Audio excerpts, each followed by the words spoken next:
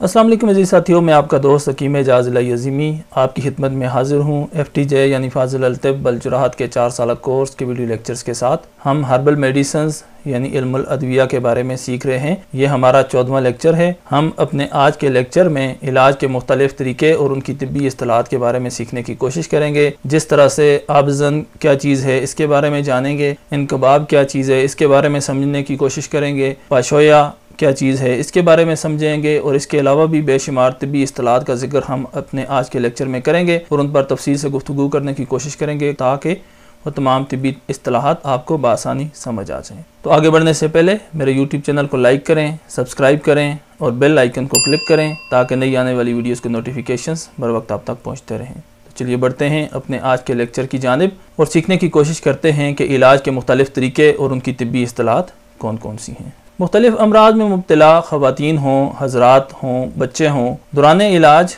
उनकी मर्ज़ की कैफियत को मद्देनज़र रखते हुए मुख्तलिफ तरीके इख्तियार किए जाते हैं, जिनमें न सिर्फ उनको कोई दवाई अंदरूनी तौर पर खिलाई जाती है बल्कि बाज़ औक़ात उसके साथ साथ कुछ बैरूनी तरीका इलाज भी इख्तियार किए जाते हैं ताकि मर्ज़ जल्द रफ़ा हो जाए। या इससे हट कर सिर्फ बाज़ औक़ात मरीज़ की नोहियत इस तरह की होती है कि उसको किसी अंदरूनी इलाज की ज़रूरत नहीं होती है, सिर्फ बैरूनी तौर पर उसके साथ कुछ तदाबीर इख्तियार करनी पड़ती हैं ताकि उसका मर्ज़ रफ़ा हो जाए। तो इसी तरह की कुछ चीज़ें जो बैरूनी इलाज के तौर पर इस्तेमाल की जाती हैं, इख्तियार की जाती हैं, उनके बारे में हम समझेंगे कि वो कौन कौन सी हैं और उनके लिए कौन कौन सी तिब्बी इस्तिलाहात इस्तेमाल की जाती हैं। तो सबसे पहले हम आबज़न के बारे में सीखते हैं कि आबज़न क्या चीज़ है। आबज़न पानी में बिठाना होता है, इसे इंग्लिश में सिट्स बाथ कहा जाता है। आबज़न ऐसा तरीका है जिसमें किसी बड़े बर्तन में मसलन टब वगैरह में नीम गर्म पानी डालकर नमक मिलाया जाता है या कुछ दीगर अद्वियात का जो शांदा उसमें शामिल किया जाता है और मरीज़ को या मुतासरा शख्स को उस नीम गर्म पानी में बिठाया जाता है।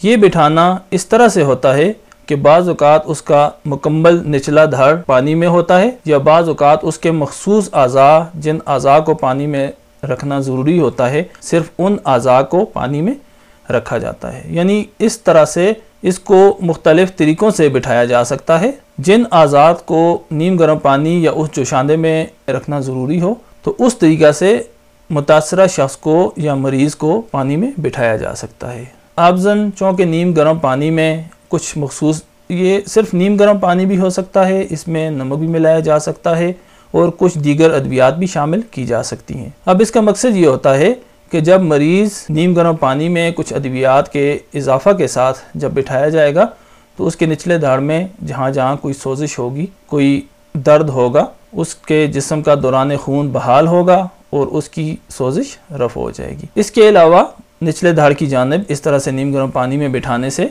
दौरान खून बढ़ जाएगा और निचले आज़ा में कहीं कोई नुक्स हो, कहीं दौरान खून में रुकावट हो, कहीं कोई सोजिश हो, कहीं कोई वर्म हो तो वो भी दूर हो जाएगा। जोड़ों के दर्द और एसाबी दर्दों में भी खुसूसी तौर पर इस तरह से पानी में बिठाया जाता है। इसको आबज़न या सिट्स बाथ कहा जाता है। फिर दूसरी जो टर्म है वो इनकबाब या जिसे स्टीम बाथ या वेपर बाथ भी कहा जाता है। उर्दू में हम इसको भाप लेना कहते हैं। इसको मैं थोड़ा सा जूम करके तस्वीर से आपको दिखा देता हूँ। ये हमारे रोज़मर्रा के इस्तेमाल की चीज़ है। अमूमन आपने देखा होगा कि जब किसी को फ्लू हो जाता है, नज़ला ज़ुकाम में मुब्तला होता है, सांस की नालियों में कोई बलगम रुक जाता है, सांस लेने में दिक्कत होती है तो घरों में अमूमन हमारे बड़े बुज़ुर्ग, हमारी माएँ बच्चों को भाप देती हैं या स्टीम देती हैं। उसमें बाज़ औक़ात वो कोई ऐसी दवा भी शामिल कर लेती हैं जिससे सांस की नालियाँ जल्दी खुल जाती हैं। तो ये स्टीम लेना फौरी तौर पर सांस की नालियों को खोल देता है। सांस की नालियों में अगर कोई रुकावट हो तो उसे रफ़ा कर देता है और सांस में किसी किस्म की दिक्कत, कोई रुकावट, कोई तकलीफ़ हो तो वो दूर हो जाती है। इसी तरह से इस तस्वीर में अगर आप देखें तो एक मरीज़ को एक कपड़ा ओढ़ाकर एक कुर्सी के ऊपर बिठाया गया है और यहाँ पे अगर आप इस पे गौर करें तो चूल्हे के ऊपर एक बर्तन में पानी रखा गया है जिसकी भाप को पाइप के ज़रिए इस मरीज़ तक पहुँचाया गया है। अब ये भाप इसके पूरे जिस्म को पहुँचेगी, इसके जिस्म के मसामात खुलेंगे, इसके जिस्म के जिल्द में, इसके जिस्म के जिल्द के अंदर कहीं कोई ताफन है तो वो मसामात के ज़रिए खारिज हो जाएगा और इसके जिस्म के दौरान खून जिल्द की जानिब बढ़ जाएगा।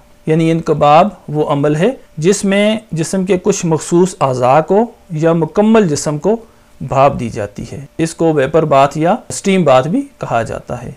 ये दूसरी टर्म है, यानी जिस्म के किसी ख़ास हिस्से को या पूरे जिस्म को भाप देना इनकबाब कहलाता है। भाप लेने के लिए उस पानी में कुछ अद्वियात को शामिल कर लिया जाता है जिन अद्वियात की तासीर जिस्म तक पहुँचाना मकसूद होती है या ज़रूरी होती है। फिर पाशोया ये तीसरी टर्म है जिसका हम यहाँ पे जिक्र कर रहे हैं। गुस्ल पा भी इसे कहते हैं, गुस्ल कदमी भी कहते हैं, या पाँव धोना या फुट वॉश। इस तस्वीर में आप देख सकते हैं पाँव के ऊपर पानी डालते हुए दिखाया गया है, यहाँ पे पाँव को धोते हुए दिखाया गया है, इसमें भी पाँव को पानी में डुबोए हुए दिखाया गया है। तो मरीज़ के पाँव को गर्म पानी या दवाओं के जोशांदा से धोया जाता है और पिंडली के ऊपर से नीचे की जानिब पानी गिराया जाता है, डाला जाता है। इस अमल को पाशोया कहा जाता है और इससे दौरान खून पाँव की जानिब बढ़ जाता है। फिर सऊत एक टर्म है जिसको to put medicine in nose या नाक में दवा टिपकाना कहा जाता है। ये तिब्बी इस्तिलाह उस वक्त इस्तेमाल होती है जब किसी तर दवा को नाक में कतरों की सूरत में टिपकाया जाता है तो उसको सऊत कहा जाता है। यानी इस तस्वीर में भी आप देख सकते हैं एक मरीज़ा के नाक में एक ड्रापर के ज़रिए दवा डालने की कोशिश की जा रही है, तो इस अमल को सऊत कहा जाता है।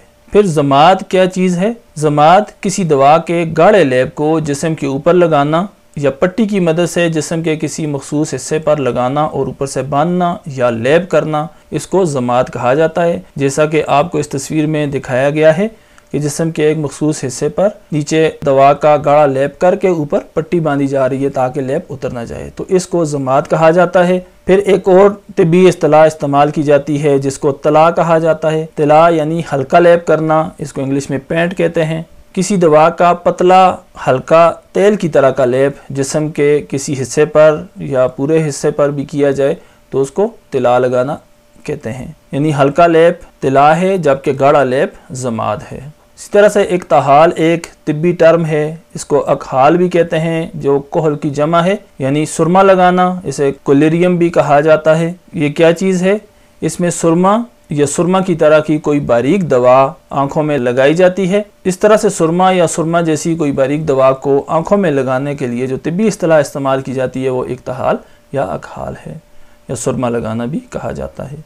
फिर सनून जिसे उर्दू में मंजन कहते हैं, साथ तस्वीर में भी आपको मैं दिखाने की कोशिश कर रहा हूँ कि जो टर्म हो ताकि उसको तस्वीर से आप बआसानी समझ सकें। सनून क्या चीज़ होती है? ये वो खुश्क दवा होती है जो सफ़ूफ की शक्ल में दांतों पर मली जाती है, दांतों की सफाई की गर्ज से या दांतों की मजबूती के लिए या मसौड़ों के कुछ अमराज के लिए ये दांतों के ऊपर मली जाती है। इसको सनून कहा जाता है या मंजन कहा जाता है। इंग्लिश में इसको टूथ पाउडर कहते हैं। तो ये सामने तस्वीर में आप देख सकते हैं मंजन दिखाया गया है, ब्रश के ऊपर लगा हुआ दिखाया गया और दांतों पे मलते हुए दिखाया गया है। ये सनून है। फिर उसके बाद एक और तिब्बी टर्म जो इस्तेमाल होती है वो हुक्ना है, जिसको एनीमा या पिचकारी भी कहते हैं। शदीद कब्ज़ की सूरत में या कंस्टिपेशन बहुत ज़्यादा हो तो ऐसी सूरत में आंतों तक किसी दवा को पहुंचाना या रहम के कुछ अमराज में रहम तक किसी दवा को पहुंचाना हुक्ना का अमल कहलाता है, एनीमा कहलाता है या पिचकारी का अमल कहलाता है। इसी तरह से एक और टर्म है जिसे शाफा या बत्ती कहते हैं या टेम्पोन कहते हैं। ये क्या चीज़ है? ये दवा की बत्ती होती है जिसमें दवा को बत्ती के अंदर रखकर अंदाम नहानी यानी वेजाइना में रखा जाता है या किसी नासूर और गहरे ज़ख़म में रखा जाता है या निज़ाम बोल के अज़ा में इलाज की गर्ज से रखा जाता है। इसको शाफा कहा जाता है। फिर एक और टर्म जो तिब्बी इस्तिलाह इस्तेमाल होती है बैरूनी इलाज में वो हमूल है, यानी अंदाम नहानी में वेजाइना में तर कपड़ा रखना। अमराज रहम में कोई कपड़ा या पोटली दवाओं से तर करके औरत की अंदाम नहानी यानी वेजाइना में रखी जाती है जिसको हमूल कहा जाता है। फिर तदहीन या तमरीख, इसको तेल की मालिश करना या लुब्रिकेशन कहते हैं। जिस तरह से तस्वीर में आपको नज़र आ रहा होगा कि जिस्म के मुख्तलिफ अज़ा पर किसी एक उस पर या मुकम्मल जिस्म पर नीम गर्म तेल से या आम तेल से मालिश करने को अमल तदहीन या तमरीख कहा जाता है। फिर बदरका यानी दवाओं के असर को तेज़ और कवी करने वाली दवा, इंग्लिश में इसको व्हीकल कहते हैं, यानी ट्रांसपोर्ट करना किसी दूसरी दवा की कुव्वत को तेज़ करने वाली दवा, ये वो दवा होती है जो किसी दूसरी दवा के असर को तेज़ करने के लिए या उसके असर में मज़ीद कुव्वत पैदा करने के लिए उस दवा के साथ इस्तेमाल करवाई जाती है। ये अमूमन हुक्मा जब मरीज़ को कोई दवा तजवीज़ करते हैं तो साथ बताते हैं कि ये दवा आप अर्के अजवाइन के साथ ले लें, या ये दवा अर्के सौंफ के साथ ले लें, या ये दवा आप शरबत दीनार के साथ ले लें। तो वो चीज़ जिसके साथ किसी दवा को लेने का एक मरीज़ को बताया जाता है वो बदरका होता है, वो उस दवा की तासीर को, उसकी कुव्वत को बढ़ाने के लिए मावनत फराहम करता है। फिर उसके बाद एक और तिब्बी टर्म जो इस्तेमाल होती है वो जोशांदा है। मतबूख ये क्या चीज़ है? किसी मुफरत दवा या मरकब दवा को पानी में जोश देकर छान कर पिया जाता है, इसको जोशांदा कहा जाता है। मतबूख जोश दी हुई दवाओं के पानी को कहा जाता है। जोशांदा मुख्तलिफ अमराज में इस्तेमाल होता है, लेकिन आम फहम में इसे नज़ला ज़ुकाम के लिए बहुत ज़्यादा इस्तेमाल किया जाता है। बहुत सारी कंपनियों के तैयार जोशांदे मार्केट से मिल जाते हैं जो नज़ला ज़ुकाम, फ्लू वगैरह, बुखार वगैरह में इस्तेमाल होते हैं। तो उनको पानी में जोश दिया जाता है और जोश देने के बाद उसको इस्तेमाल किया जाता है छान कर। इसे मतबूख या जोशांदा कहा जाता है। फिर एक और तिब्बी इस्तिलाह जिसे नकू कहेंगे, खैसांदा यानी इन्फ्यूजन। ये क्या चीज़ है? जब किसी दवा को पानी में भिगो कर बग़ैर जोश दिए, यानी उसको पकाया ना जाए, सिर्फ पानी में भिगो कर रखा जाए और कुछ देर के बाद उसको छान कर इस्तेमाल कर लिया जाए, तो इसको नकू या खैसांदा कहेंगे। अगर दवा की तासीर को तेज़ करना हो तो ज़्यादा देर तक उस दवा को पानी में भिगो कर रखा जाता है और उसके बाद उसको छान कर पिया जाता है। तो इस तरह से बग़ैर जोश दिए हुए किसी दवा के पानी को इस्तेमाल करना नकू या खैसांदा होता है, जबकि किसी दवा को जोश देकर उसके पानी को छान कर पीना जोशांदा होता है। फिर आम तिब्बी इस्तिलाह है सफ़ूफ, जिसे पाउडर भी कहते हैं। कुछ दवाओं को, किसी मुफरत दवा को या मुरक्कब दवाओं को पीस कर बारीक पाउडर की सूरत में, सफ़ूफ की सूरत में तैयार किया जाता है। खुसूसन अमराज मैदा में सफ़ूफ इस्तेमाल करवाए जाते हैं। तो इस तरह से जो पीस कर दवा को बारीक सूरत में इस्तेमाल किया जाता है वो सफ़ूफ होता है। फिर कुर्स या हब, जिसको गोली बोलते हैं, ये गोली एक आम दवा है जो मुफरद हालत में या मुरक्कब हालत में दवाओं को पीस कर तैयार की जाती है। पहले हुक्मा हाथों से टैबलेट तैयार करते थे, आजकल मशीनों पे तैयार हो रही हैं। तो मैं उम्मीद करता हूँ आपको आज का ये वीडियो लेक्चर समझ आ गया होगा। हम अगले लेक्चर में कुछ नए टॉपिक्स के साथ आपके सामने हाजिर होंगे। अगले लेक्चर में हम दवाओं की इस्लाह व तैयारी के मुख्तलिफ तरीक़ों और उनकी तिब्बी इस्तिलाहात के बारे में सीखेंगे। यानी दवाओं को तैयार करने के लिए या उनकी इस्लाह करने के लिए जो मुख्तलिफ तरीक़े इख्तियार किए जाते हैं उनके बारे में हम अपने अगले लेक्चर में सीखेंगे। जैसा कि तस्खीद क्या चीज़ है, जिसे जोहर उड़ाना कहते हैं। फिर तकलीस या कुश्ता साजी क्या चीज़ है। इसके अलावा तखमीस या शगुफ्ता करना या किसी दवा को खिल करना या खुश करना क्या चीज़ है। और दवा को मदब्बर करना या इस्लाह करना या तदबीर करना ये क्या चीज़ है। ये हम अपने अगले लेक्चर में सीखने की कोशिश करेंगे। तो मुझे उम्मीद है आपको आज का ये वीडियो लेक्चर पसंद आया होगा। अगर आपको ये वीडियो लेक्चर पसंद आया हो तो मेरे यूट्यूब चैनल को लाइक करें, सब्सक्राइब करें और बेल आइकन को क्लिक करें ताकि नई आने वाली वीडियोस के नोटिफिकेशंस बर वक्त आप तक पहुंचते रहें। अस्सलाम वालेकुम, आपका दोस्त हकीम एजाज़ अली अज़ीमी।